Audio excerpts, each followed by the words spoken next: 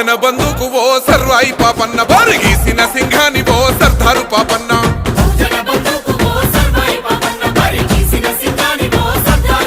బాకులాంటి మోకు దెబ్బ ఓ సర్వాయి పాపన్న, గాయగోళ్ళ గండ్రగొడ్డలో సర్దారు పాపన్న.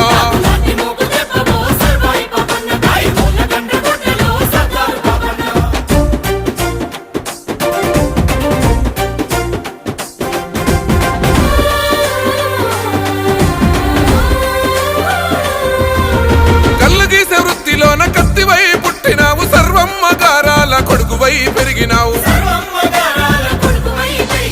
అక్షరాలు రాయకున్న లక్షణంగా బతికినావు, అన్య విద్యలందున ఆరితేరి నోడివయ్యా. ఆజాను బాహుడా ఆత్మగౌరవానివయ్య, గీలా షపూర్ కోట సర్వ